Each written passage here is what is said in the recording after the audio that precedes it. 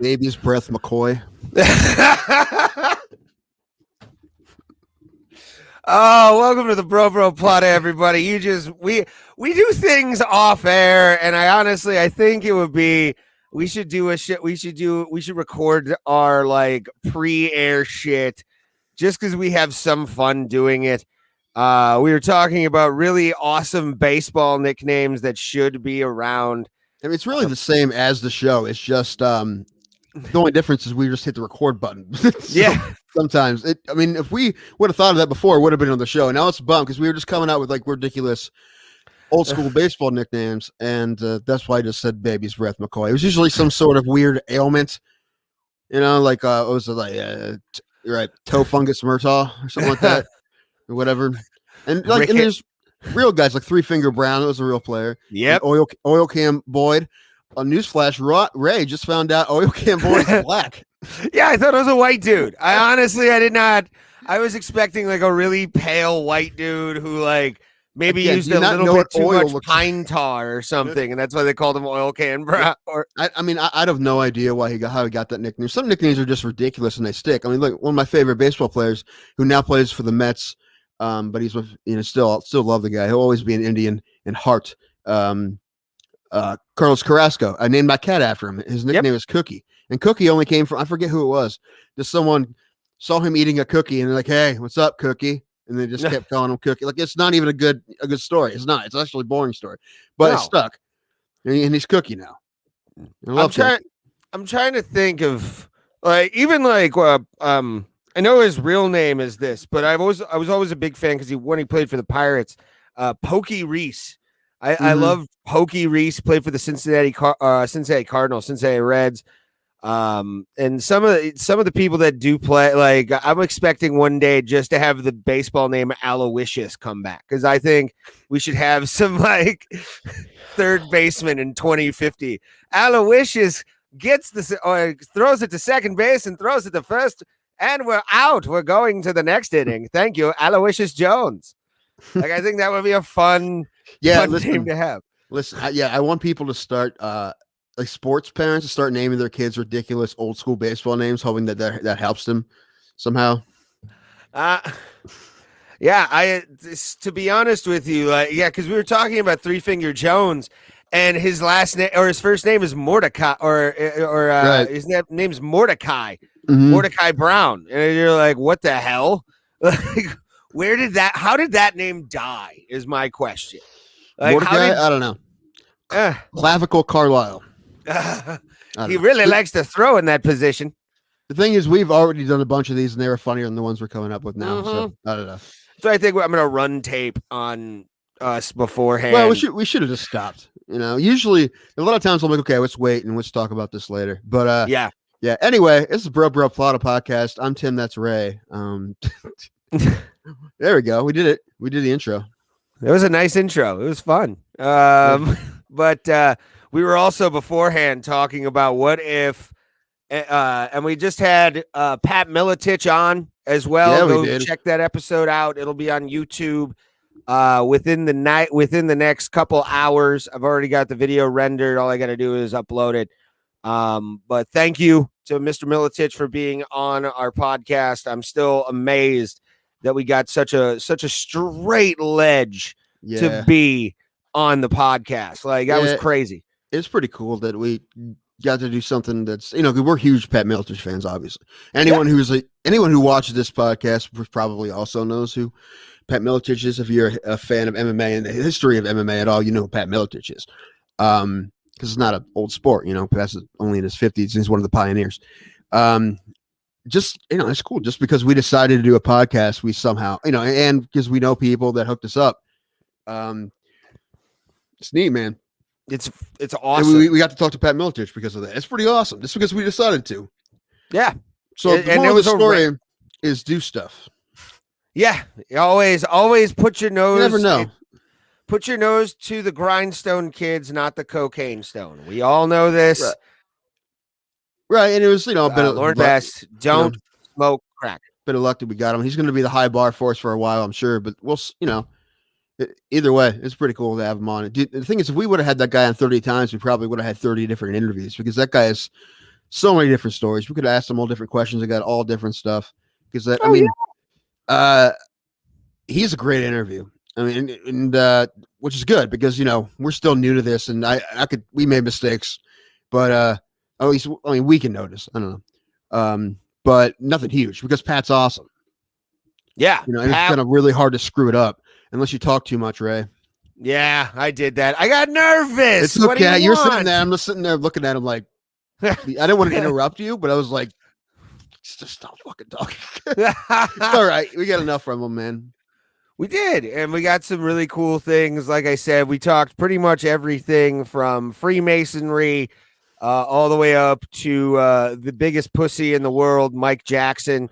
I'm officially going to just be shit-talking Mike Jackson on this podcast until he comes on and threatens my life. That's going to be the goal of this podcast. That's fine. I'm fine with that. This is going to sound like an ad. It is definitely not an ad. No one pays us to do that right now. Some podcasts, though, are pretty darn good at like sneaking ads in normal conversation, make you think it's not an ad. Joe Rogan's so good at it. I'm not really sure if he's doing it or not. Like, oh man, this guy really likes that Buffalo Trace whiskey. He brings it up a lot in casual conversation. Surprised it's a sponsor. Oh, okay. That makes sense. Anyway, but Pat sold us on his black oxygen stuff. And he did a great. Hey, listen to the end of the. I mean, I can't tell you much about it. Pat will, and it was cool. So last night I bought some. Listen, I don't know. It could be voodoo. It could be nonsense. Because what he was saying sounds way too good to be true. But I'll let you know. I'll tell you the truth here in this podcast. After like a month, when I get it, I'll take it for a month. We'll see. I have a feeling it'll be all right. I don't know. I'm sure it won't be nothing. It might help some. I don't know. We'll see. I doubt it's completely a miracle drug, but we'll see. Pat thinks so that's cool. What was weird though is I got a fraud alert from my bank when I tried to buy it. I put on Facebook like fatness update. I got a fraud alert from my bank when I tried to buy vitamins. It's true. Yeah, my credit card company's like, no, this ain't chubby. No, he's not trying to get healthy. No, it's not him. No, like maybe if he thought they were chocolate, maybe, but no, Tubby ain't getting fit. No. Tubby ain't gonna get fit. Sounds exactly. Tubby ain't gonna get fit. Sounds like a B gangster movie. Yeah, ain't gonna get fit. Right. They also saw a salad from Applebee's on there. They told me they're gonna get this bitch. They're gonna get this bitch. Whenever it's my card, they're getting it. It's like he went to McDonald's and got the fruit cup. This is not a thing. Not right. You tell me you small fry. No. Yeah. You didn't get a double quarter pounder. You only got the quarter pounder. No cheese added. Are you kidding me? All right. Who is this? Who is this Richard Simmons wannabe? Why is he even trying? That would be funny if you got like if banks actually did that, like a fatty alert when they're trying to get healthy. Like, are you sure this is your card? You just bought pretty much the entire weight set from On It. I don't buy it. I don't. That definitely was not you. It's weird that was the first thing, the only thing they'd ever contacted me about. Because like on Christmas, I bought a fake bullet from a movie. Like I bought weird shit before. I'm surprised it was this. What? Set them off. Yeah, I bought a prop bullet that was in the movie Red. For my dad. Okay. For my dad. That's for cool. His birthday. My dad's very difficult to buy for because he just gets whatever he wants. But he has this weird obsession with the movie Red. He watches it like every week. I don't know why. So we were like, hey, I wonder if we could find him something from the movie. So we found him a prop bullet. Interesting. So, yeah, we gave it to him when he was here a couple weeks ago. Huh. That's funny. Yeah, that's pretty neat. I've seen the movie Red a few times. I wouldn't say it's a like fantastic movie. John Malkovich in that movie is great. Yeah, Bruce Willis in that movie is okay. But Bruce Willis is mostly just okay, especially after the way he treated Kevin Smith. I think my dad just assumes that if he was not with my stepmother, he was lived by himself, that he would just be John Malkovich in that movie. Like he would have an underground, but the guy already has an insane weapons room. I've told you about this. He has about 60,000 rounds and about 120 guns. Oh wow! They're all legal. Like he is a responsible firearm. The thing is, he doesn't shoot most of them, and he hoards the bullets. like especially now because it's kind of a bullet crisis. It always is when like when a Democrat president comes in, people freak out. Yeah. So you can't find any. But he every time he goes to a store and if they have it, he buys all of them. No matter what, he buys bullets for guns he doesn't have. He just hoards them. He just likes to like my buddy Alan, who we've had on the podcast. He has an AR-15 and he can't find any ammo. So I asked my dad. I know he has tons. I'm like, hey, can you sell some of this? Like, even for markup. My buddy's looking for some. He'll buy for at a markup. He's like, no, I want to keep it all. I'm like, all right, whatever, man. He just likes to hoard it. That's just what he is. But yeah, how he is. But yeah, man, if you saw my father's weapons room, you'd freak the fuck out, man. I mean, it's kind of great. I at least want to grab one and take one out into the forest and shoot at trees. I think that would be fun. The one thing, he got a Tommy gun for my stepmother on her birthday in October, and I don't think she appreciated it too much. It's never been shot, which bums me out. So when I'm gonna try to hope that I don't shoot guns very often, but I want to shoot that Tommy gun. So there will be, hopefully I will have video of me shooting the Tommy gun when I go out there in a couple weeks. That's awesome. I shot a 22 Tommy gun years and years ago. This is when I was like 19, I think. No, probably 18. I went out to PA because a guy I knew, his uncle had like just farmland, and they would set up like records and TVs and stuff. And I shot something where you had to like the actual stock like went over your shoulder like a holder kind of thing, and you had to press up to fire instead of back. You kind of had to just go like this a bunch of times, which it scared the shit out of me. And it had a lot of kick, but dude, those guns were fun. Yeah, I would never own one though. That's the thing. I don't own a gun, but I'm like the only one in my family, me and my mother, you know. Oh, you know what? Take that back. There's guns in this house, people. Oh boy. Last time I really shot a gun was in Pennsylvania with my family out there. My cousin had a 50 cal rifle, and I'm like, I have to shoot this thing. This thing is insane. I was just making giant holes in the ground. The thing's a cannon. The thing's nuts. I'm like, I have to shoot this thing. I'm not a gun person, but like, you know, I wanted to do that, right? Same thing with the Tommy gun. You got it's like an old school style Tommy gun that comes with like a violin case and like a typewriter case and stuff.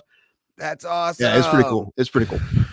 Yeah, so I definitely want to shoot that. There's something else I was going to say about guns or something. I can't remember. I can tell a story. It's I got one. No, I remember what I was going to say. Okay. No, I was going to ask you, have you ever been to a charity gun raffle? No. I've been to a bunch of them, usually in Pennsylvania, because I guess the rural area where my family lives, they do it a lot because this is a big fundraiser item. Like they do for firehouses or whatever. Basically, what they do is they buy guns and they sell tickets.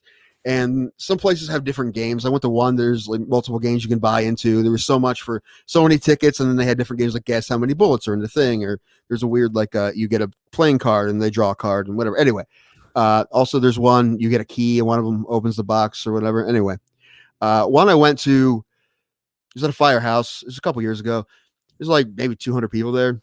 And this was just, you have your ticket and your name's on it. You had to put the name in the thing and they draw, and they had like 12 guns.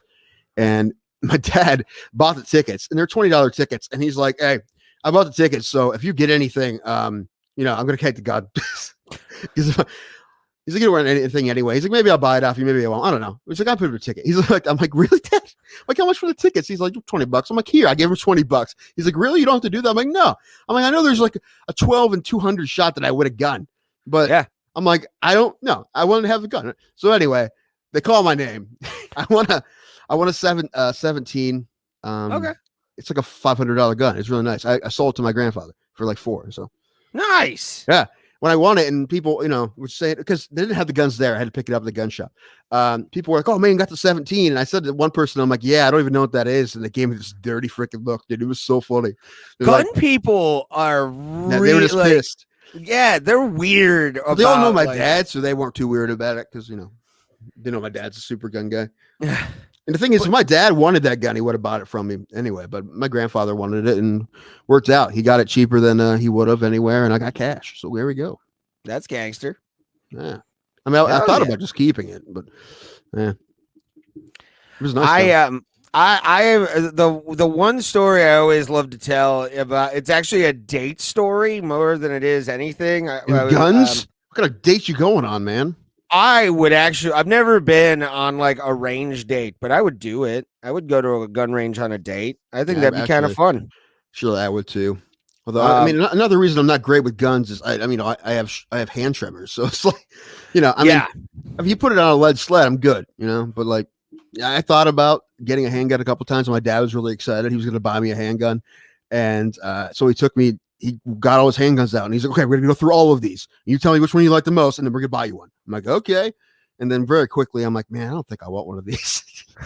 It's just a pain in the ass for me. I couldn't hit shit. I mean, no one really can, but like I said, with the hand tremors, it's even more frustrating. So, plus, especially cleaning them, you have to make sure that they're clean so they don't misfire and all that. Right, kind of and stuff. I said this before. Like, I'm pretty sure I didn't do anything, but I know for a fact that I wouldn't do anything crazy with the gun if I didn't have one. Right? Listen, I've never had thoughts that I would ever, but I do get depressed and I get sad. It is an option. I really don't think it. I really don't think it will ever happen, but I know for sure it won't happen. Yeah. Like 99.9% sure right now, but 100% sure if there isn't a gun in the house. Right. So I honestly think we have a better shot of writing our names and saying "was here" like Brooks from Shawshank Redemption than we do ever like actually buying anything to really harm ourselves. But especially if we have jobs at the food way. You're gonna deal with your own shoelaces, Ray?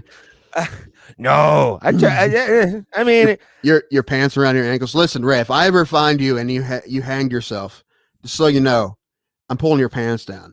I'm be like he went out like his hero, David Carradine. You ever watched the and also you need a Batman mask on me, like sure. That's just to make it seem more legit. No, you know what? I'm gonna put a Kane mask on you to piss you off. I know that would actually be the way I want to go out. I want to look like Kane from 1998 WWE. Okay. Because at least they know I'll die doing what I love. No. Okay, no, you're getting the Mankind mask, and the Sacco's going to be on your left hand. Your dick's going to be in your right. That's what it is. Done. So don't hang yourself around me. That's the more of the story. You take a picture with my hand up saying, "Have a nice day."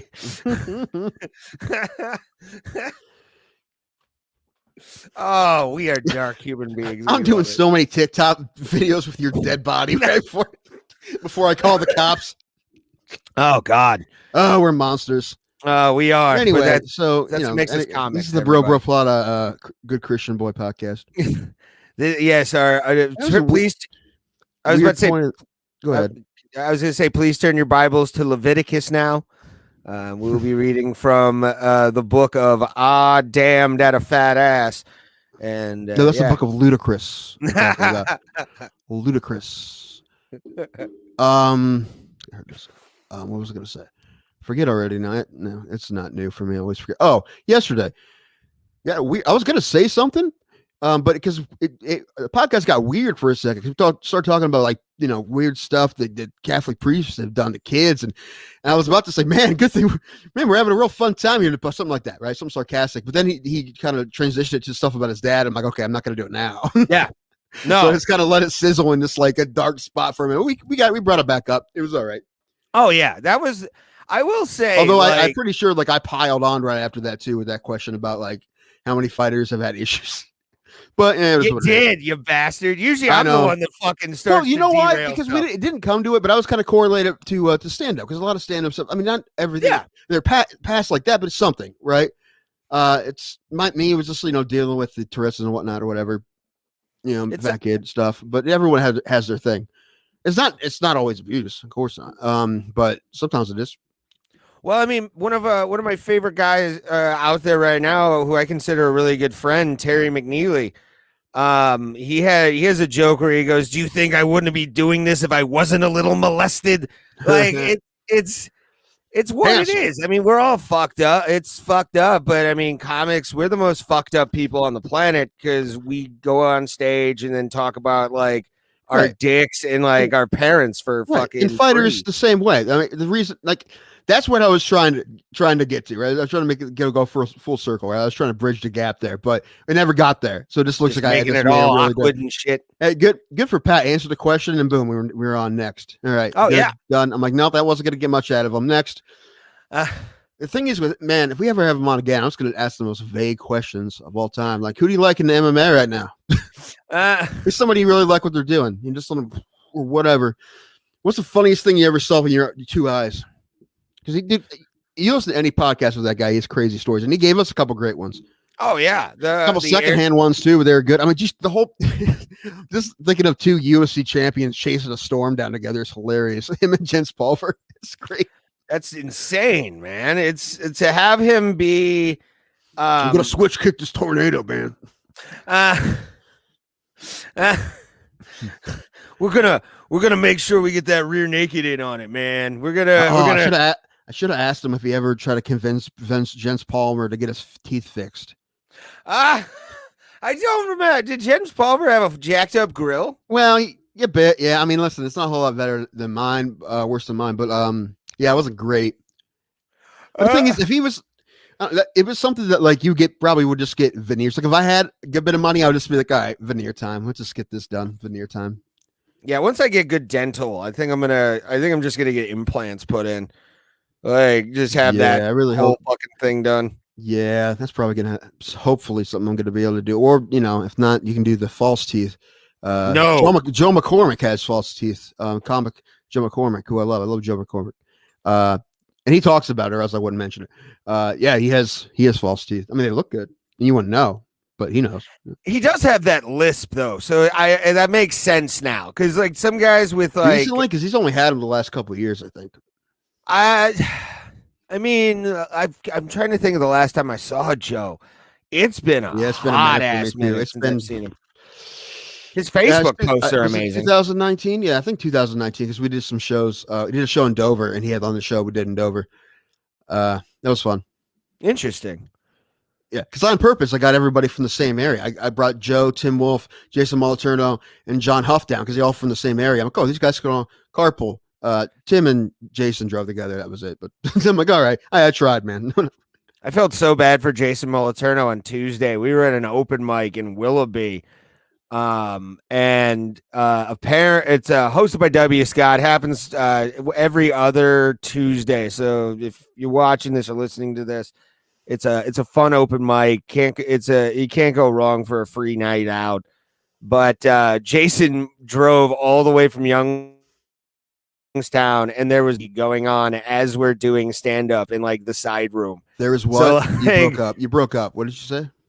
There was Dart League going on. Okay. Yeah, I didn't hear you. You broke up for a second. Yeah, dude, that sucks. A lot of weird stuff. There was this really shady bar in Akron. I did a couple shows back in the day. And oh, you mean Barmacy? What? No, it wasn't, but no. I forget the name of it. But it was there was a scratcher giving tattoos like in the middle of the bar as we're doing the show. And like the pay was like there was one like whoever like the owner liked the most got $20. Yeah, I think they ran a couple. I think they got people who won were like Cody Cooper, Yusuf Ali, and me. So I think it's like funny people were at that show. You know, that's fun. That's hilarious. Somebody's just doing tattoos in the middle of the bar. The thing is, I'm like, there's going to be a time I do another one of those shows because I'm around and I want to do stage time. Someone's like, hey, there's a hole in the wall. I'm like, yeah, okay, whatever, man. Hep C comedy night. Pretty much, man. Yeah, I was. So weird. That's the first time I ever saw someone tattooing somebody in a bar. I mean, I think they have actual tattoo bars, but I feel like they're, safe and regulated. This was this creepy guy breaking bends and shit. And he wasn't, but might as well have been. I mean, I've seen people get tattooed in their own house a few times. That's always an interesting one because everybody's like just passing around joints and shit, and all of a sudden. Yeah, I think I could be wrong, but I think Andrew Walgott is the person who did his tattoos. Did it in her house at the time. We were friends with her. She had her own shop for a minute there, but at that time, I don't think she did. I don't even think she does tattoos anymore. She may do a little bit, but. Yeah, I need to get another. I need to get one finished. I might do that with my stimmy check. Get this one just use the entire thing to get the one on my back done because I got a Tron disc on my back. Okay, you're gonna get full Tron, man. Please do. No, what I have it's the disc. I actually have the outline and it's there on my back, but it's the identity disc from the second film. That's actually like toy sized. Like it's pretty huge. I wish I would have gotten a little smaller, but whatever. And then master control program from the original film in the middle of it, because in the second film they had Jeff Bridges' head rotating in the thing, rotating actually inside of like the identity disc. And I was like, I don't want to get Jeff Bridges because that's kind of weird. Let's get like the bad guy from the film. Because if I'm gonna do a Jeff Bridges tattoo, it's gonna be the dude. Like I'm gonna get a tattoo of the original, dude. Ray. That's original. I was gonna say you should have his head in the disc, but Jeff Bridges from another movie. It would be funny if you put the dude in the disc. That'd be funny. Yeah, no, I'd get Rooster Cogburn from True Grit. Yeah, that'd be great. Or Bad Blake from what's the name of the Crazy Heart? Yeah. Crazy Heart's a great movie, man. Jeff Bridges was like on the downturn. He was doing movies like Stick It and stuff, like the gymnastics movie, and then True Grit, and he wrote all the songs and won an Oscar. True Grit is a great movie. I loved it when he came out with that one album. Excuse me, Crazy Heart. I'm talking about Crazy Heart. Crazy Heart was the time when he came out with his own album too. Yeah, he wrote all the songs for that movie. I bought his solo album on Black Friday, which was the day it came out. And it was fucking awesome. I love that CD so much because it's got so many good songs. Like Jeff Bridges, I'm going to say it's like Kurt Russell, Jeff Bridges, and then maybe like Adam West are like some of my favorite like classic actors of all time.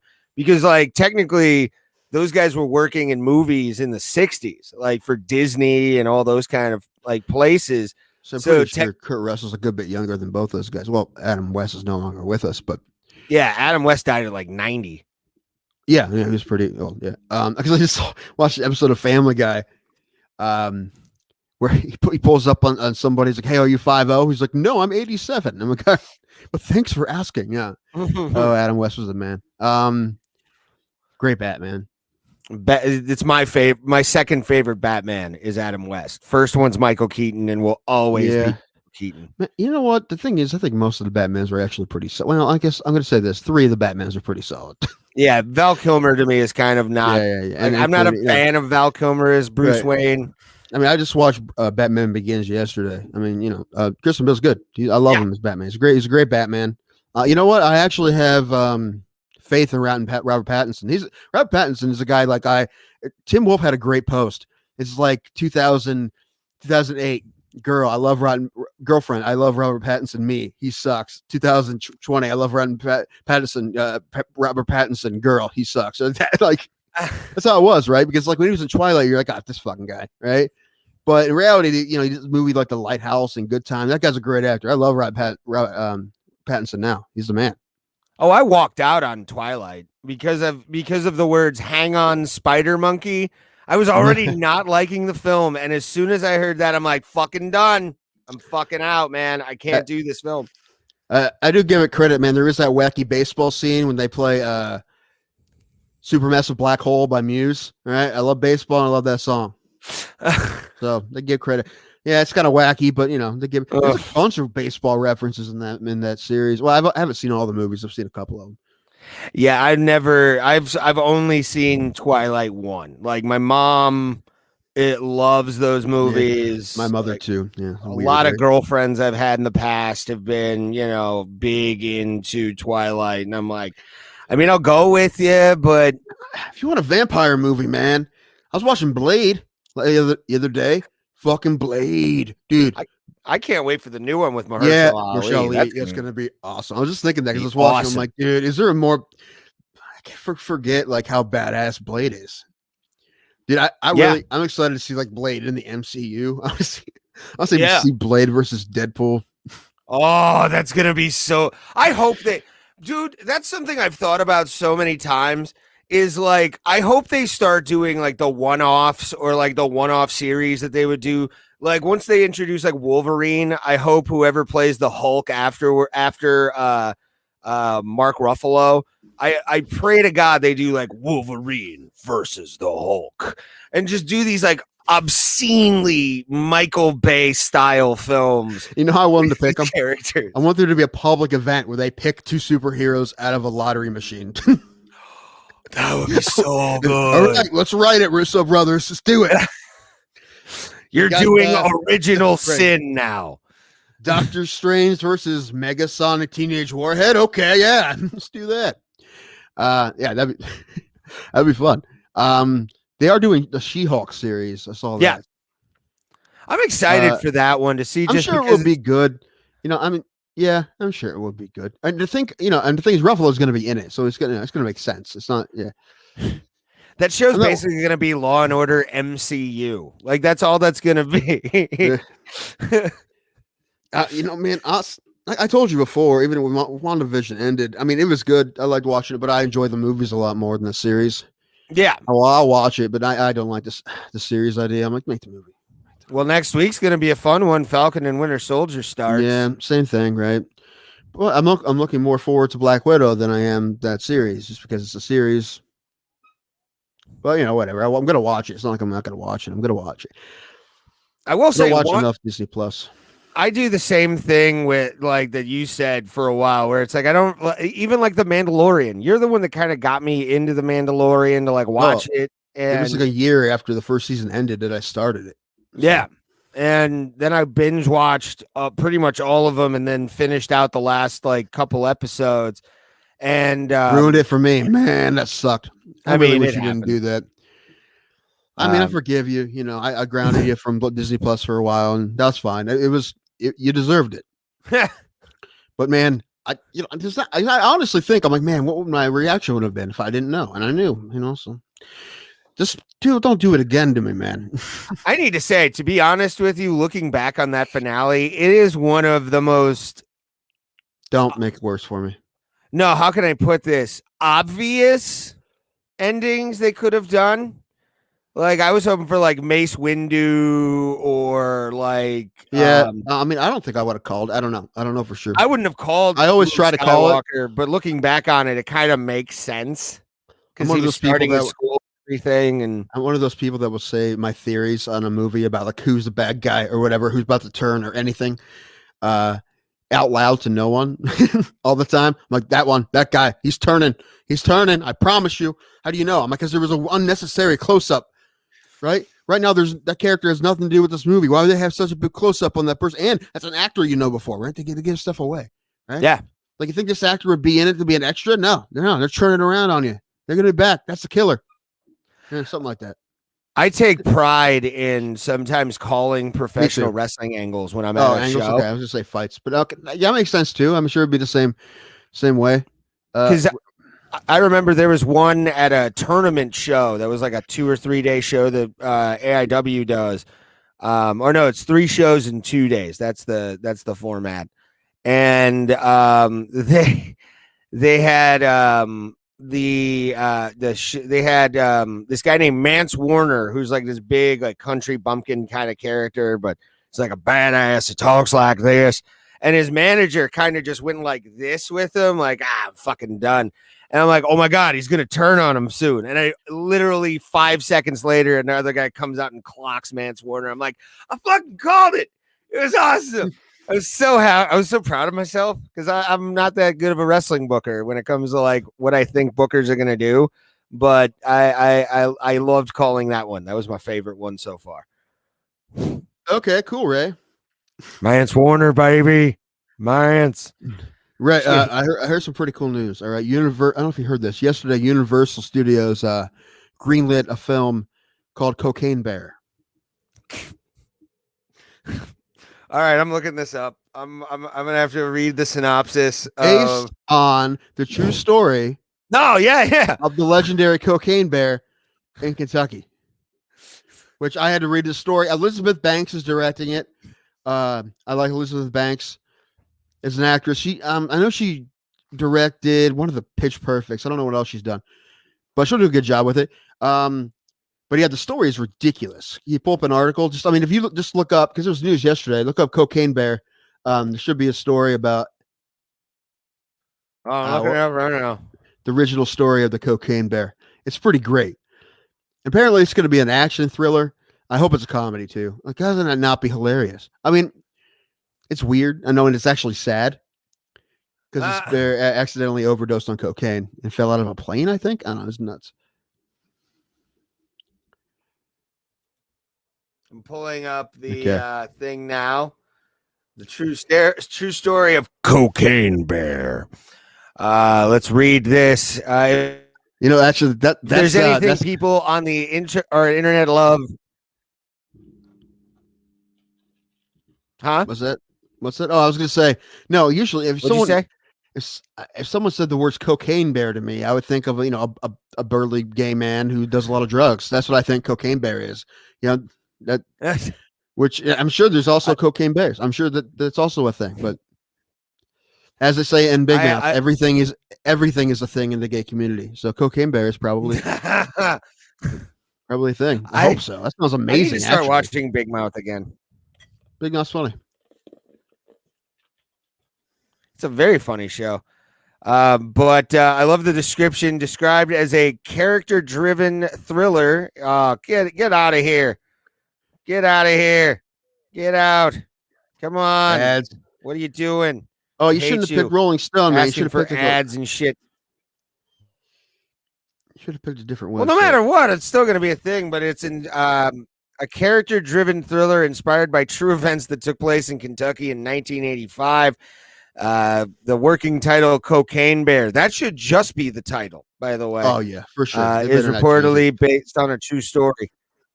But, yeah, Cocaine Bear being made. I like it. I like the fact that Cocaine Bear is being made. Let's see. Okay, let me read this. The bear was a victim of a fatal overdose that occurred when it ate cachet of cocaine that Andrew Thornton, a former Lexington narcotics officer turned drug smuggler, threw out over North Georgia. Thornton was carrying $15 million in cocaine when he died parachuting out of a plane over Knoxville in September 1985. The saga is chronicled in Sally Denton's 1989 book, The Bluegrass Conspiracy. The 175-pound bear's body was found several months later after Thornton's and was preserved with taxidermy. It was passed among various owners until it was eventually acquired by the operators of Lexington-based retailer Kentucky for Kentucky. So you can go see this thing? Yeah. You can go see the Cocaine Bear? We should go see Cocaine Bear. Deal, yeah. I'm always in. I'll go see. And I I've think got they a had couple a Saturdays off. They have some pretty cool. They have a pretty cool Cocaine Bear mug. It's pretty cool. It looks very 80s, which of course it does because it's 80s story and it's a cocaine bear. Oh man. Sorry everybody. I read on the show. I know it's not my strong suit. I was trying to get Ray to do it, but he couldn't find it, so I did it. It's okay. I can read. Yeah. Tried to go dyslexic, but it wasn't too bad. It was okay. No, you read that better than I would, for sure. But yeah, Cocaine Bear. We need to make Cocaine Bear a thing on the show, and possibly get in a couple headlocks. I think that would be kind of funny because it's got a hat on it and shit too. I saw that it's got like a cowboy hat that like they just found it keeled over and stuffed it, and now it's definitely a legend, which is American legend, which is the best kind of legend. You remember that guy used to play third base for the Tigers named Clarence Cocaine Bear? No. A-R-E. Remember him? Clarence Cocaine Bear. No, but who knows? See, every time I think of cocaine and baseball, I just think the entire Major League Baseball. Yeah. Oh, okay. Well, I mean, that Mets team back in the day, man, that was the there's a joke on Brooklyn Nine-Nine that they had like in evidence they had an old bag of cocaine that was taken from the Mets in the 80s. Like, that's the strongest cocaine in the history of the city. Did they win? Did they win in '86 off of? Probably. I mean, was Gooden and Strawberry on that team? And they were the worst, right? Yeah, Darryl Strawberry. Oh, yeah, he's turned his life around, man. Has he? Yeah, he has. Good for him. He's found God and got clean and whatnot. I think Dwight Gooden too. I mean, they're still alive, so it's good. Who was the white? Who's the white athlete? I can't remember the name of the guy, but he was white athlete. Okay, who just did a shit ton of cocaine. I'm trying to think of his name. Josh Hamilton. No, it's an '80s player. I'm gonna say Josh Hamilton did. He went to jail too. What Trying to- sport? You can't even I tell think me. baseball. Oh, I don't know. Could be a lot of people. Oh man, I don't know. But Artie Lang and him had like a little bit of a feud for a while. Huh? Because he was like, he got his teeth knocked out so he could suck dick better or something, like in prison or something like that. I don't know. It was Wait, what? Okay. yeah, I forget the guy's name, but it'll come to me probably. It was on the Artie and Anthony show when they had that show running for a hot minute. Until Artie, decided to make his nose look like a flatbread. That was Toothless Eddie Johnson, I think. He was such a good second baseman. He rounded the bag like he was on a 20s film. Gums McDonald. Gums McDonald. Hoover Nose McGee. Soft Lips Lewis. Grinding Teeth Jerry. Oh. Just Braces O'Houlihan. He had polio as a child. Oh man, we were talking off air about something. We'll get into fights here in a minute, but we were talking about something I think would be kind of fun to talk about, which would be what if they had Douglas? What if they had NHB tournaments in the 80s and just like because we know the steroids, we know all that kind of crazy shit that was going on. Yeah, I want an NHB tournament in like 1985 Miami.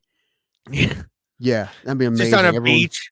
Yes, beach cage or whatever. No, it would just be a box made out of like made out of like rope in the sand. Okay. I think that's how they would have done it. California too. Tank Advocate kicking ass. Oh hell yeah. Yeah, that would winner gets hilarious. That'd be hilarious because the stories would be insane about like guys doing insane amounts of cocaine in between matches, shitting their pants, and yeah. It's like John Smith versus Calvin Hobbs. Oh my God. That match lasted 3 days. They just did nothing but lines and hit each other. I don't know what the hell happened.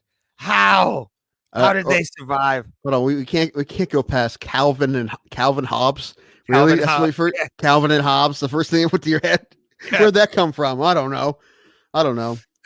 Marijuana is where it came from.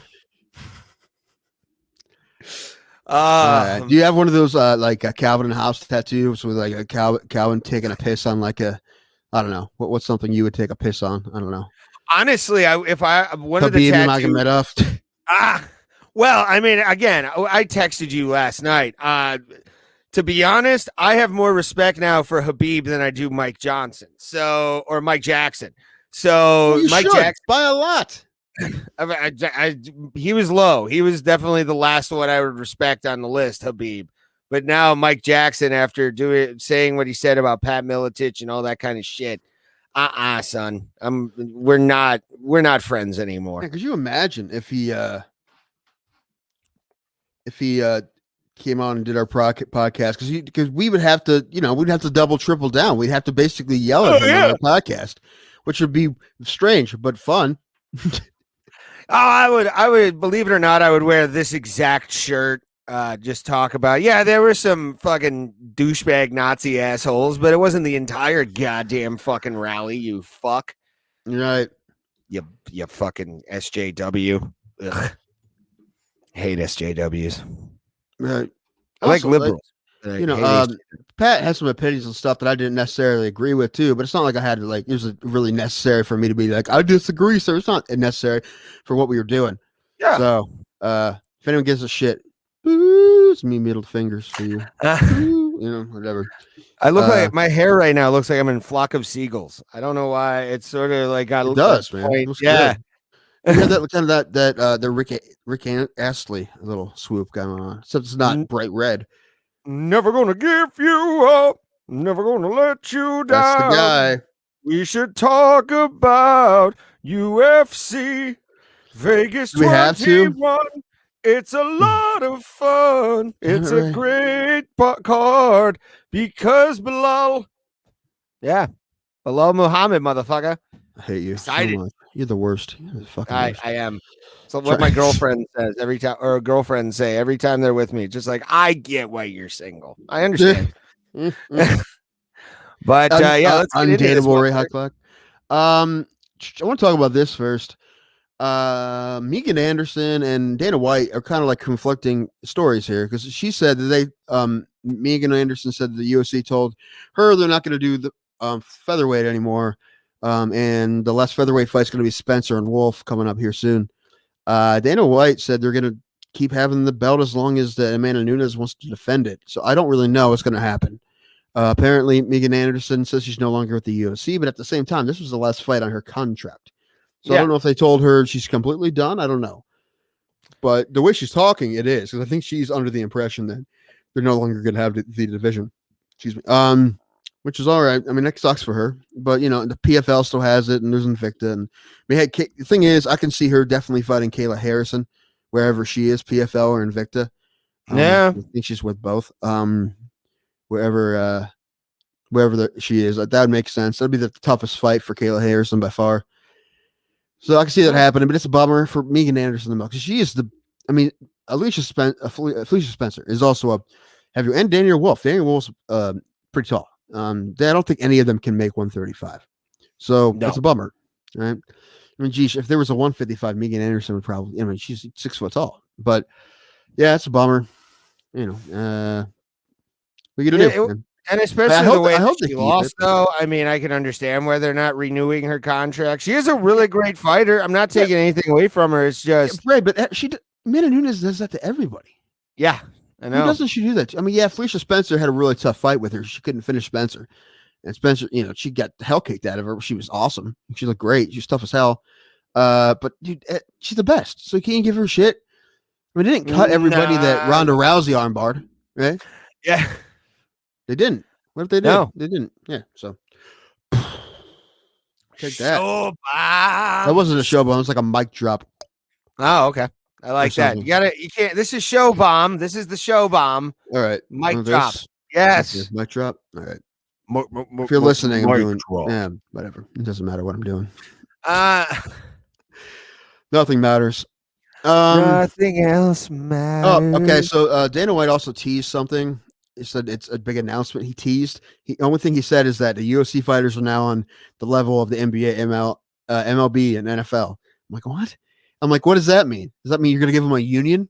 That would that's never the first work. thing I thought of. Yeah, no, that's the first thing I thought of. I'm like, okay, you're going to let them unionize now? Is that where they're on the level? I don't know. I think you're talking because there's more money coming in. They got the big deal with DraftKings and Venom. His money's coming in soon. I don't know. When does the Venom deal start? Do you know? I think isn't it 2022? I thought it was this year sometime. I don't know. We'll find out because 1 week they'll just be wearing different shorts. Deal. There we are. Let's look.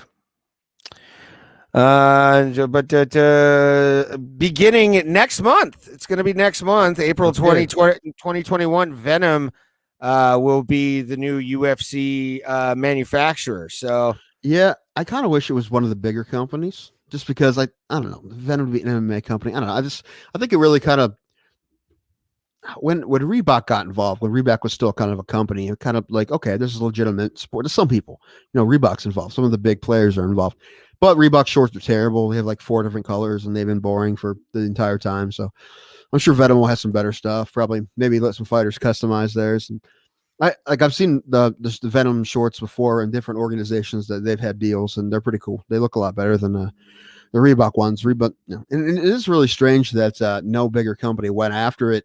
I think it's because the backlash that Reebok got. Because it took money out of the fighters' pockets. Because for a long time, fighters made a lot of money, especially the guys starting out were only making 10 and 10.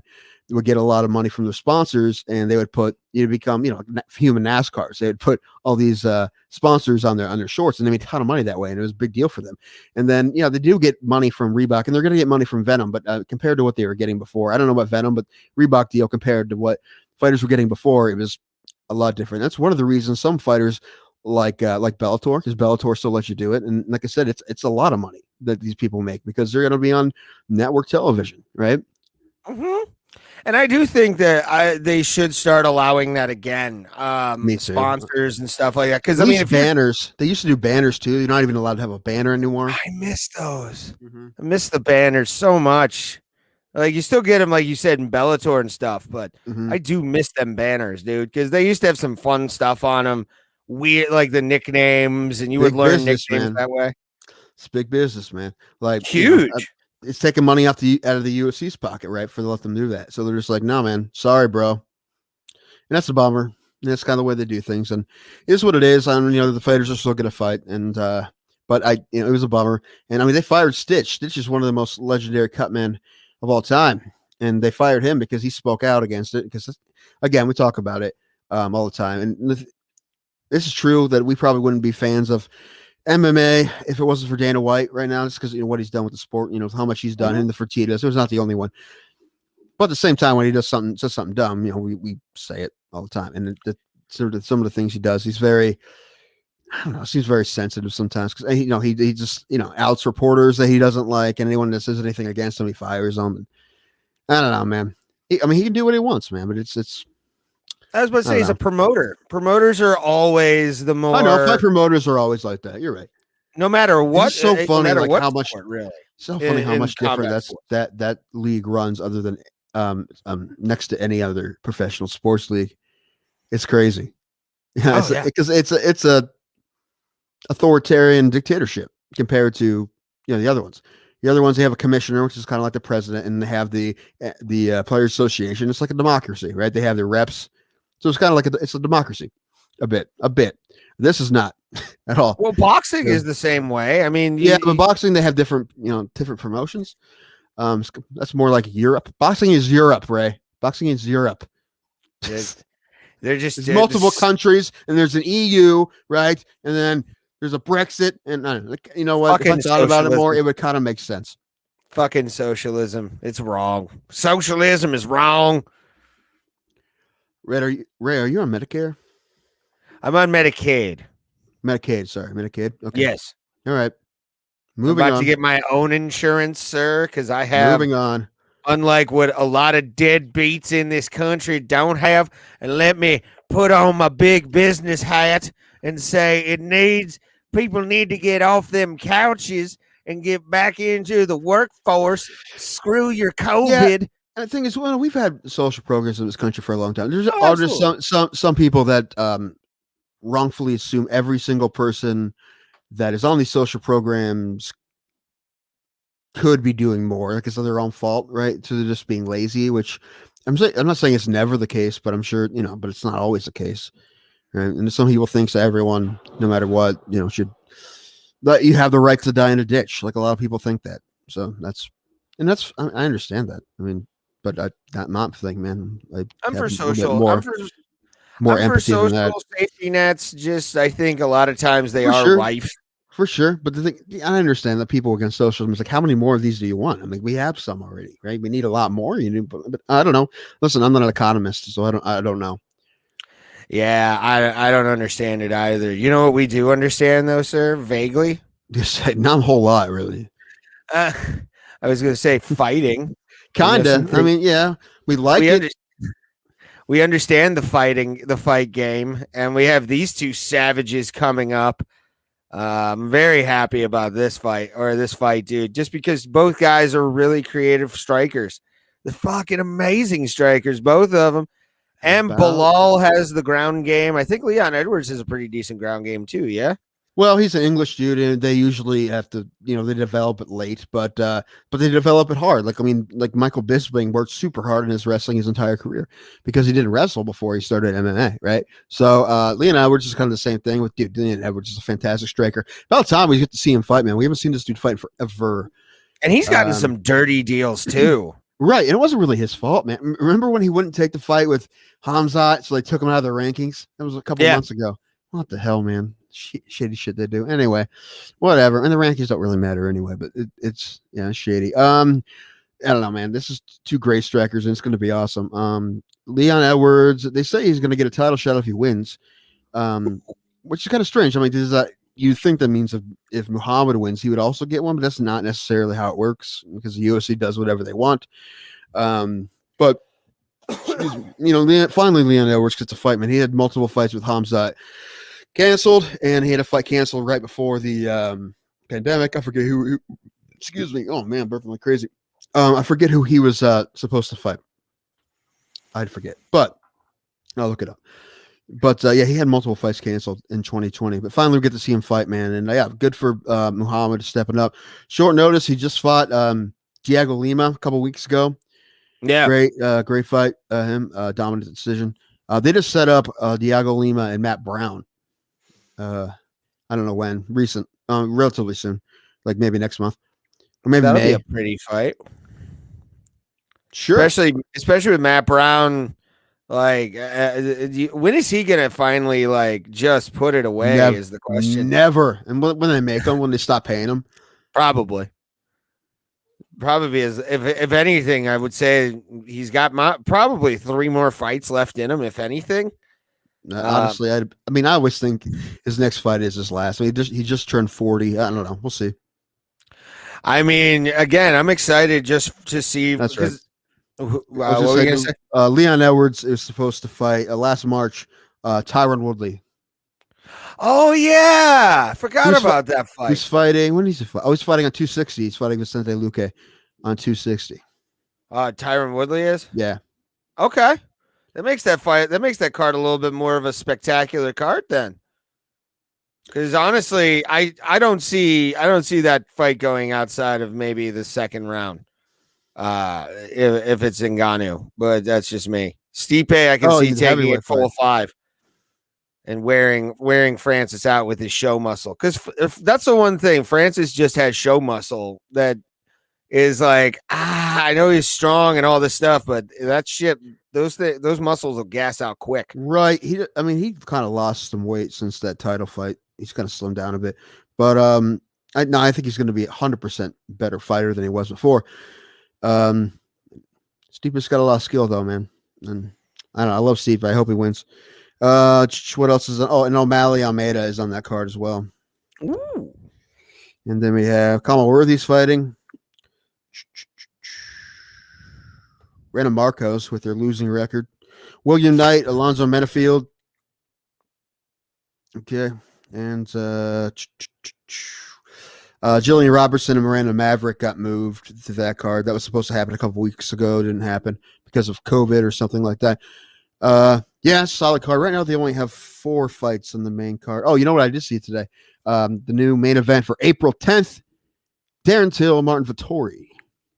Oh, that's going to be pretty awesome. Yep, that's fun.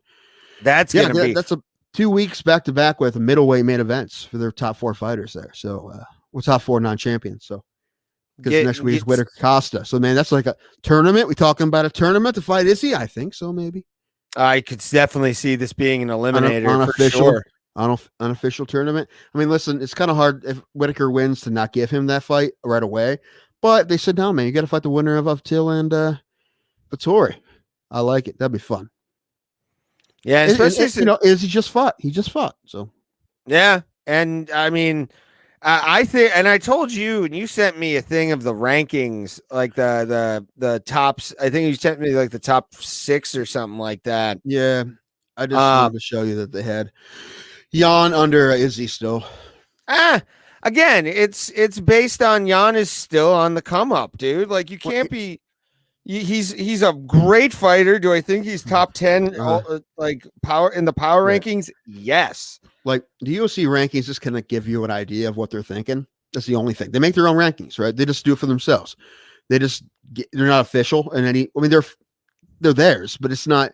It doesn't matter for the commission or anything like that. They have to be ranked a certain way. They don't. They're their own rankings. They do just kind of show you something to talk about and just show you what they're thinking. The pound for pound means absolutely nothing. Their rankings. It doesn't mean anything. It's just their opinion. It doesn't mean anything. It doesn't. Nothing for title shots, because those people aren't going to fight each other, most of them. So it doesn't matter at all. So it's kind of stupid to even argue about it because it's nothing. It's just they decided and they put it together. Who cares? Whatever. Well, it means nothing. Boxing's pound for pound is still kind of weird because you got Roy Jones all time. He's one of the greatest pound for pound fighters because he went in so many different weight classes in his career. How do you even judge that, man? Like, what criteria are you talking about? I mean, it could be a million things. Yeah, Is it and quality of opponents? Is it quality of wins? Is it dominance? Like, what is it? Is it I overall skill set? What is it? I don't know. I don't No know. one's telling us. They're just saying, yeah, okay. However, the truth is, I would also have Habib than John Jones. If those are the two. After that, it's kind of a crapshoot. But Yeah, Izzy, I'd put in maybe the top 5 pound for pound. Even though he did lose at light you see, this is the heavyweight. thing. We're talking about it, right? So Yeah. let's just say I know who the top two are. We're talking about men, obviously. Women is just pretty obvious, right? Yeah. Random Marcos, number 1. No, I mean, no one can beat him in the news right now. No. After that, I think she'll retire champion. That she's going to be one of the first UFC fighters, or she's going to be the first, I think, UFC female to retire as the champion. Mm-hmm. We've had many UFC fighters as males retire as world champion. I hope Stipe does it. I hope Stipe does. I don't want him to be done fighting. I don't want that yet. I want him to fight until he's like 42 or something. He's a heavyweight. He's got some more time. But oh man, I don't know what's going on with my throat, man. My voice keeps going and my throat gets sore all the time when we do this podcast now. I'm sure a lot of it's probably acid reflux not helping, but I don't know, man. It's been a rough action. I think every time we do this podcast, my throat hurts. My allergies have been garbage recently. Could be that too, but it doesn't really bother me until we do this podcast. Oh, mine bothered me all day. Like I woke up, and also when I lay on my back, I tend to snore because I think I have what do they call that? Sleep apnea? Yeah, I think I have sleep apnea. I do. So like I wake up some nights. Plus, I grind my teeth, so my mouth is just tingling when I wake up in the morning, and like it's just hating me the entire day. And I hate it, man. I have jaw issues on my right side from all my tics because I do so much that it's just screw my jaw up. So yeah, that's going to be another problem. Yeah, and also I make noises and stuff, which doesn't help my throat. If I'm having issues with my voice, that doesn't help either. I mess my neck up when I used to jerk my head. Anyway, this isn't world's smallest violin time for 10. This is 10 stories of distress. Anyway, I just came up organically. Damn it. All right, what else we got with the fights? My voice is going. I mean, this fight, it has some really good fighters on here. We can talk about Michael Spann coming back. Ryan Spann. What the hell? Or Ryan Spann. I was thinking that's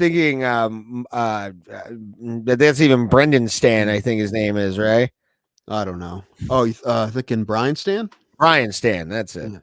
This is Spann. He's fighting Mika Chikonov. Misha, dude, Chikonov is a beast. This dude is Latvian. Is born in Latvia, adopted home country of Canada. He's lived in Canada, I think, most of his life. Fantastic wrestler, and it's a fantastic ground game. His last win was against some undefeated dude. I forget his name, but he got him in a Peruvian necktie, and it was nasty as hell. It was great. This guy is a beast, and he's a real strong wrestler. Ryan Spann is a good athlete. I think he's better than the guy he fought last, Misha. But I think Misha's going to be able to grind him out. He's going to get takedowns. He's going to be able to grind him out. I don't know if he will submit him. You know what? I'm going to say yeah. I'm going to say he's going to get a submission, maybe second or third round. Okay. I like it. But this fight is, I mean, listen, if not a whole lot happens on the ground, this could be a boring fight, which I hope doesn't happen. I mean, listen, Ryan Spann's tough, dude. Now, he just lost to Johnny Walker, but, excuse me, Johnny Walker also beat Misha, I believe. So, excuse me, Ryan Spann is a shot. If he can stop the takedowns, obviously, he can beat him on the feet. I like that. For some reason, also the UFC's website just took a shit on me, but I would bring up the next fight, Danny Ige versus Gavin Tucker. Both guys are fantastic savages in their own right. I like Danny Ige a lot in this fight. Gavin Tucker, I mean, he's a tough motherfucker, but well, I told you this pissed me off because I was trying to watch Gavin Tucker fights before he came on UFC Fight Pass that I pay for, damn it. And his last two fights just wouldn't play. Not available. I don't know why. You click on it, says, "Nah, can't do this, bro." That bums me out. That happens a lot. It's all the time. Like, it seems like half the time that happens. It's a real bummer. I don't know why. They never tell me why. It's just too bad, man. His last fight was against Billy Quarantillo. Yeah. Do you remember was that fight great? I remember that being a pretty good fight. I can't remember for sure. It was a back and forth war. Yeah, that they had. I wanted to watch it, but yeah, Gavin Tucker's a tough freaking dude, man. He replaces Ryan Hall, who got hurt again, because Ryan Hall fights once every 8 years. But he was supposed to fight Ige.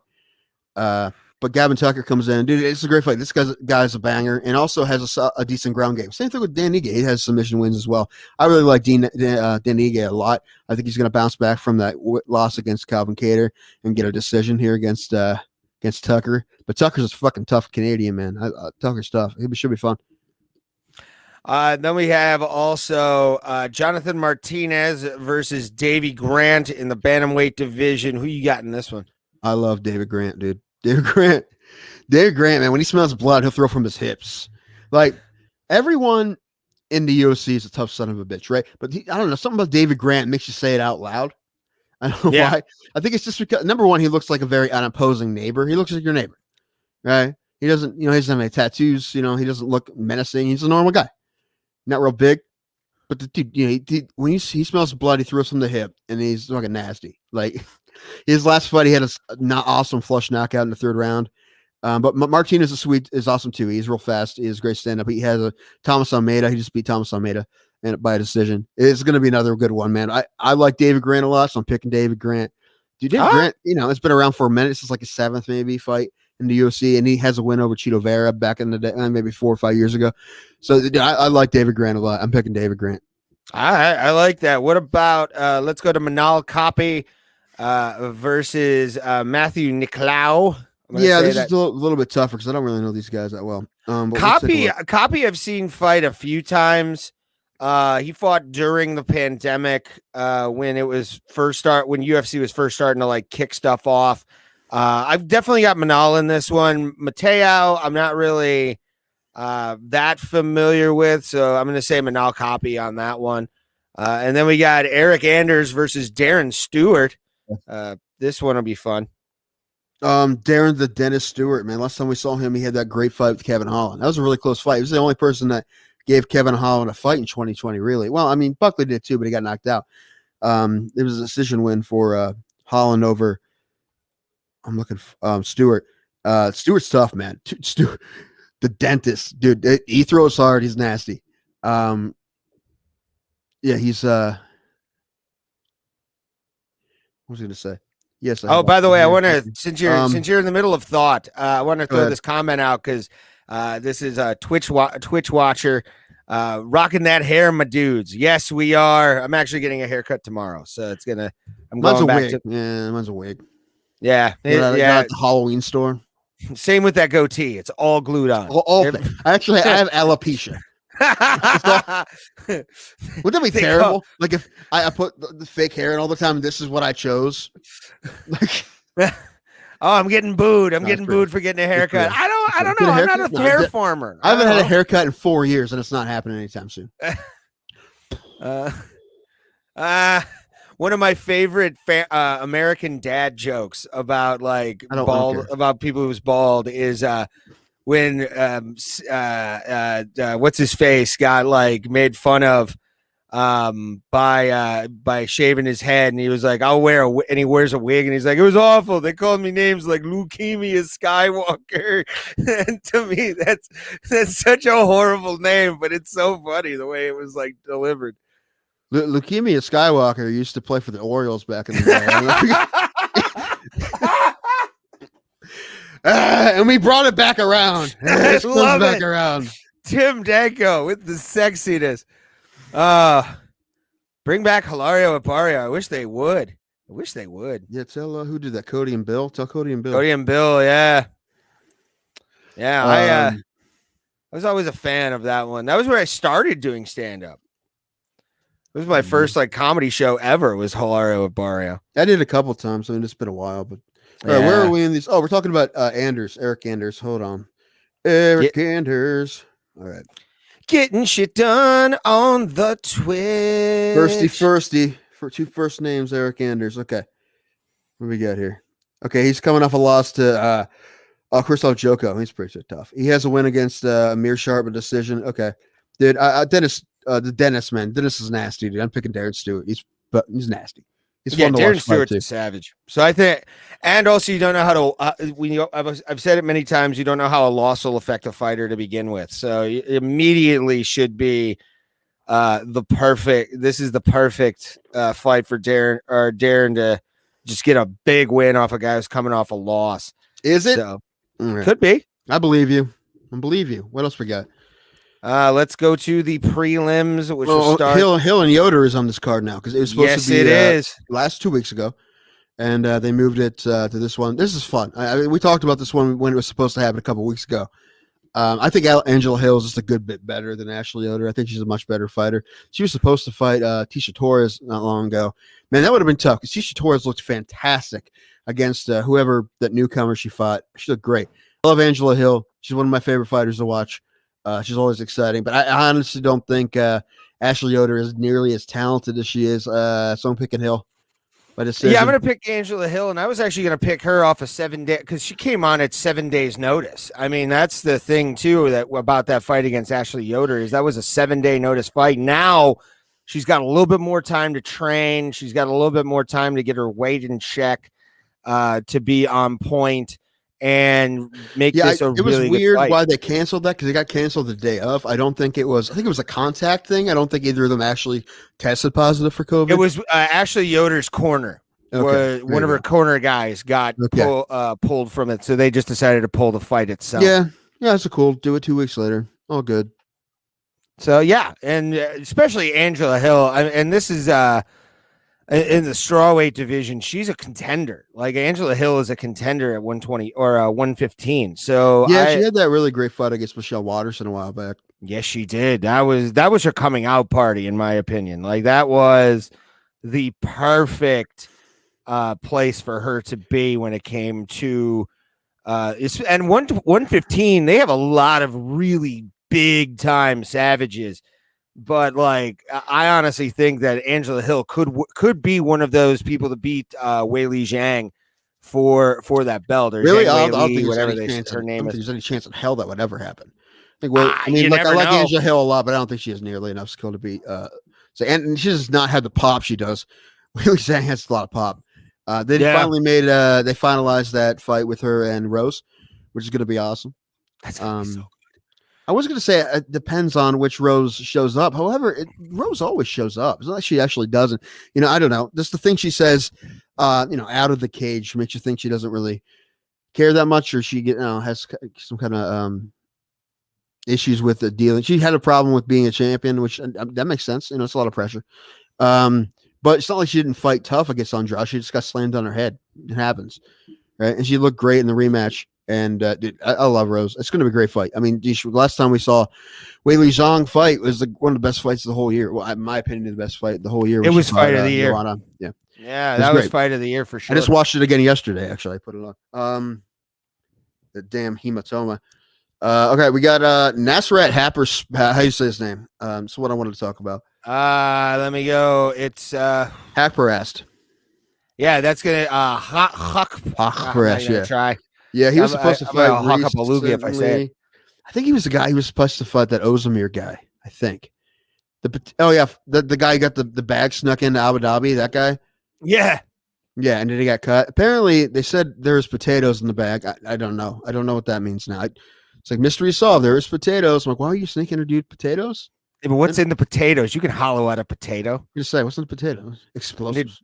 And for a local Cleveland comedy reference, did Bob Kinner deliver it? If Ray Halfback was a potato. Your face was the best part about that. You're just like, fuck you. Exactly. I love it. He's fighting a hey, we got ourselves another Mexican. Oh God. Okay. Yeah. Rafa Garcia. Yes. Listen. I know the way I said it sounds bad, but no. I mean, like, you get on me, big business. No. Big business. Tim Danko over here. No, listen. I'm gonna fix it, right? Okay, this is because you're gonna fix. We talked about the very positive stereotype of Mexican fighters, that they're beasts. They're beasts. They fight the finish. They're nasty, and listen. That's why every time. I mean, it's a stereotype, but it's a very positive one. Because the Mexican fighters fight the finish and they fight nasty. So every time I say, "Oh man, we got another Mexican," I'm excited. I'm legitimately excited because I think more often than when was the last time you saw, like, listen, there was no Mexican Dominic Cruz, right? There's no guy who's just gonna, go in and out and try to point fight you. No, that's not, no Mexican fights like that, right? Mm-mm. And again, it's a stereotype. I don't think it's a positive one. I don't think they have a problem with, like, Mexicans are tough ass fighters. They are, and pretty soon eventually they're gonna get a real huge star. I mean, they had Cain Velasquez, even though he wasn't born there. Brandon Moreno is probably their biggest star right now. But dude, listen, this German kid, this dude, this guy sleeps people. Hakparast? I don't know. Him and Ozemir would have been great because they both sleep people. So I don't know this guy Garcia. He has some decision wins in Combate organization. Okay. I don't know anything about him. Oh, that's Liga Combate is out of Mexico City. And actually, it's their commissioner for a while was this wrestler that's now in jail, who fought in Pride. The guy in the mask that got KO'd by Crow Cop. That was their commissioner for the longest time. But that's actually a good Liga Combate, which is what it's called. Yeah, this is a hell of a fight for your first UFC fight. You're getting a guy who sleeps people. Is nasty. I'm picking the German, man. I think he's gonna knock this dude out. However, I know don't know a whole lot about this dude. I'm sure he's very tough. But dude, I'm gonna pick our North American brother or South American brothers to the south, known as Rafa Garcia. Because I don't like Germans. I'm not a fan of the Germans. Okay, that's fine. You're allowed. Listen, we said that. And listen, people from other country root against Americans all the time. Not a problem. It's cool. Yeah, I get it. So it's cool for me to root against everyone from Chechnya. That's fine. By the way, speaking of Garcias, have you seen Andy Garcia? Garcia? Have you seen Andy Garcia? Remember Jeff Garcia? Yeah. The former world champion boxer. Yeah, how much weight did he lose? I think his last fight he was about 285. Yeah, something like that. Yeah, because he became champion and then he didn't, he gained weight and then he didn't have a great fight against Joshua the second time. No. But the fact that he's slim, he's still a heavyweight, but the fact that he's looking the best shape he's ever been in, dude, that guy already had amazing hands. So I don't know who he's fighting next if he has a fight lined up. But it's good. I was super happy to see that because it was a bummer that he came in big last time and he was slower. But man, if he gets some speed, he already has the pop. And I mean, his hand speed's fantastic. As another Mexican, fantastic, badass. And he was Mexican. The first Mexican world champion in a I think the heavyweight Mexican world champion, right? Which is and he was another baffling. guy. I'm pretty sure I think he was born in. It doesn't matter if he's he's both. He's born, I think, in Mexico, and then his parents moved to California. But it was still that really bums me out. Especially you look at the lower weight classes of MMA or MMA boxing. There's been Mexican fighters over and over again that are unified world champions, and Canelo Alvarez is a good example of that. Ruiz was born here. He's born Ruiz. In California. That's it. Yeah, he was born in California. Oh, okay. Ruiz.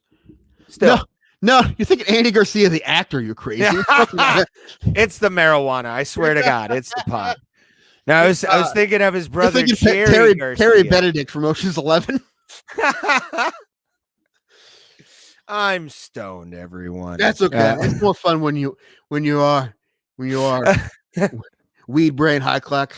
Weed brain. He played a hell of a left he played hell of a left field. Mm-hmm. Old weed brain high clack. What was his batting average? 130. He could never hit, but he fielded like a motherfucker. I don't know how.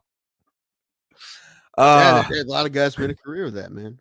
Mo Burke was a backup catcher, a great backup catcher. Then he ended up being a spy.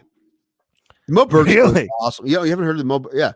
No, send me that. I need to hear that. I need to read that story. Well, Paul Rudd played him in a movie. It's called The Catcher Was a Spy, like a year or two ago. It's not a super exciting movie, but it's really interesting. Mark Strong is in it too.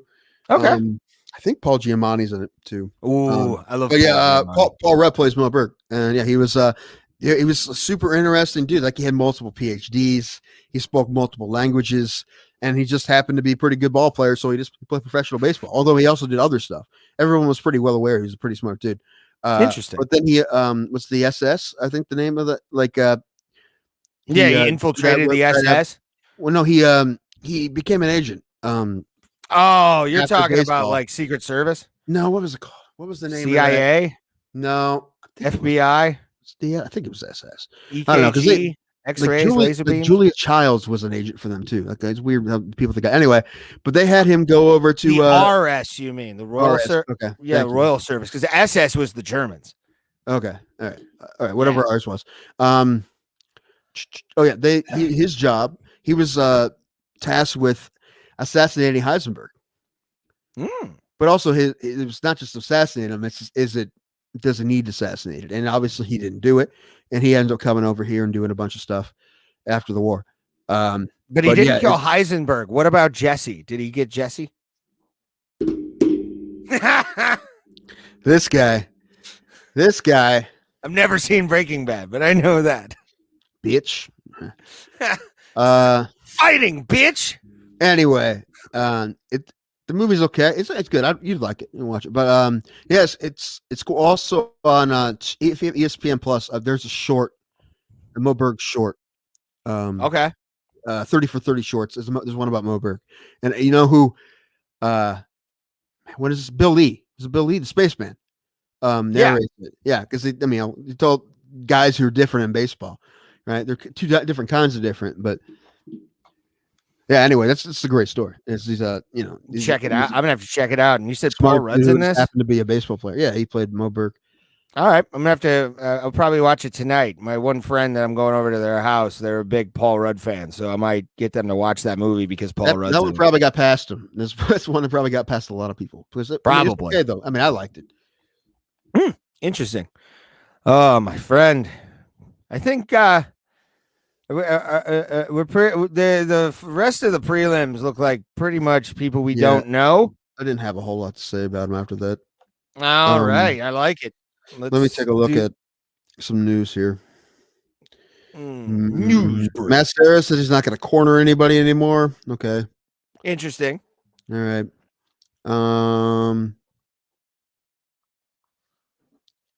Why though? UFC 259 generated 800,000 global pay-per-view values. That's a lot. That's not bad. It's not bad for the UFC. That's like Habib fighting like a nobody kind of with Zach Cummings out. Julian Marquez steps in to face Sam Alvey. Smiling Sammy on ABC2. That's the 10th. That's the card, the Vittori card. So yeah, we just saw Marquez that great fight. First time he fought in a while. So it's cool he's getting 2 in a row. And then we love Sam Alvey. Sam Alvey's the man. Well, I want to have Sam Alvey on this podcast. Yeah, we've been trying. Maybe we can get is it Schottenheim or yeah, he knows him. Maybe we can pull that string. There's the Aldrich Casey Kenny fight's interesting because I think the loser of this may get cut. It's cutting season and it's looking what's going on. I'm thinking also there's another heavyweight fight coming up. It's Rothwell and I forget who he's fighting, but I think so. You look at it, I'm like, man, I think just because of how much Rothwell probably makes now, and he's not going to be a champion. I'm like, man, I feel like the loser of this fight's going to get cut. This is on the main card of that whatever card it's on. It's coming up soon, and maybe next week actually. I'm not sure. There's that whole Dan Hardy thing because Dan Hardy got fired.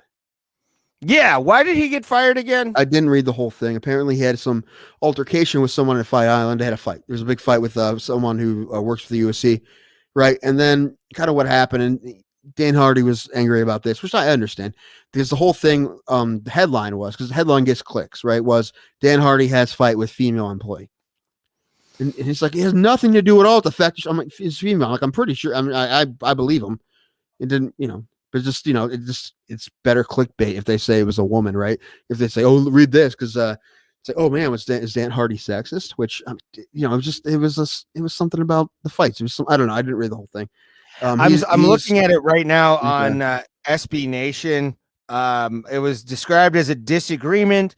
And then Hardy released a statement that said, the results of the brief and private investigation have left me with little closure and hope at some point I'm able to get more information of what I'm actually being accused of or what I've been accused of. He wrote in a statement on his website of his full reptile media company. Hardy elaborated on Wednesday after confirming this past Sunday he is no longer directly working for the UFC, so probably he'll be working for ESPN. And in a post, he explained more of the detail. Blah blah blah blah blah. This was at UFC Fight Island 7 in January. That was the Conor Poirier fight. The UFC Fight Island 7 was actually it was before. It was before then. Yeah, it was a fight night. It was a fight because he does fight nights. Hey, I like Dan Hardy a lot. Me too. And this is another statement he put out.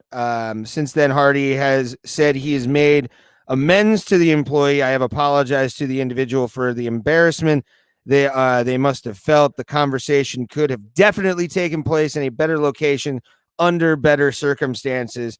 So yeah, I mean, if he was a naughty boy, saying some stuff that he didn't agree with somebody and call him like a fucking idiot or something, I could understand why they could let him go just because it's kind of abusive. And in that environment, the UFC prides itself kind of on, and I mean, we talked to Pat Miletich the other day or yesterday about, there was somebody that worked with Strikeforce that pressed their cough button and said a certain word. Yeah, so there can only be one of three people, right? Yeah. Mauro Ranallo, Frank Shamrock, or the Fight Doctor. Yeah. Fight Doctor. Why can't I remember his name? I used to know his name by heart. Anyway. But yeah, I mean, I could definitely see it being Frank Shamrock, to be honest with you. Like, Frank looks like he throws that stuff around in his car just parked. He doesn't even drive. Maybe. Who knows? Frank, or what could it have been? Could it have been like Frank Trigg? Because Frank Trigg did some commentary for them for a little while, I believe. Maybe. I'm not sure. I don't know. I looked up all the people that worked with Pat, and I could only find those people. So I don't. Maybe there are other ones, but those are the only ones I found. I don't know. Interesting. But that was always the team I remember was Shamrock, Miletich, and Mauro. Yeah. So, but I mean, it as long that's a horrifying thing to think about. It's funny that they fired Dan Hardy, and what did Casey Kenny say about Meegan Anderson? And who is with the UFC now and who isn't? Yeah. Okay, they messed that up. Okay, whatever. I mean, they're probably gonna say if they don't have 145 anymore, they're gonna not have Meegan anyway. But they screwed that up, man. I don't know. They're very inconsistent with these things. And also, I need to say this in defense of Meegan Anderson. Casey Kenny has very high expectations of himself because he looks like a troll doll. So, like, I would not only if she swiped right on Tinder and started talking to me, I would be damn proud to have a woman like Meegan Anderson. Dude, I think Meegan Anderson's hot. Dude. She's so hot. Sure, I mean, she's taller than both of us, but yeah, dude, it's great. She has great tats. Yeah. Tattoos. Like I said, yeah, you have to say you can't. No, when I said that, I'm like, yeah, it sounds like something else I was trying to say. No, tattoos are great. No, she's a beast. She's a pretty lady. Yeah, I like her. I liked her, and she knocks people out. She's tough, and it's unfortunate there's just not enough featherweights for her. I want to see her versus Gabby Garcia at 155. Let's see if we can get Gabby Garcia down to 155, or get Meegan Anderson up to 200.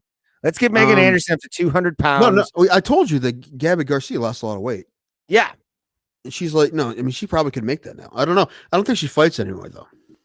Sad. So, yeah. But you know what isn't sad, sir? This podcast, every time we do it, it's a fun time. Thank you guys for watching on this Thursday afternoon. Hope you guys enjoy UFC Vegas 21. It's the kind of Vegas we want to see, which is 21, because at least they can drink now. Like UFC Vegas can drink. And that. It's so, oh my God, when I get a blackjack in Vegas, it feels so much better than it does here in Cleveland. Can't wait to use some of my stimmy check to gamble. I'm going to do it. I'm gonna do it. You won't be the only one. I'm sure. I really wish that everyone had to report to the government what they spent that on. Yeah, just because it would be funny. Like, it doesn't matter. We'll just take a anonymous. We'll just take a survey, and it's just like cocaine, blackjack. Some troll asshole. Some troll asshole would write your mom. Like it would be immediately. But we appreciate it. Tim, do you have anything to plug or anything like that? No, I mean, I'm probably gonna be at the funny stuff tomorrow. I'm gonna try to squeeze in a set. Hopefully, maybe I won't. Maybe I will, but maybe I won't. But I'll be up there. I'm really excited for Bassem Youssef. Yeah, for a million reasons. I mean, I talk about that dude for a long time. How much respect I have for that dude, because I mean, unlike anybody, I think we talked about him before, but basically, this dude was a heart surgeon in Egypt, and he actually touched more lives with comedy than he did with heart surgery. I mean, he saved lives, but you know what I mean? He was just him doing comedy then when he did before he got ran out of the country for the same thing. It was fantastic. If you haven't watched that movie, Tickling Giants, check it out. You can watch it for free on YouTube. I might check that out tonight. Yeah, do it. It's really good.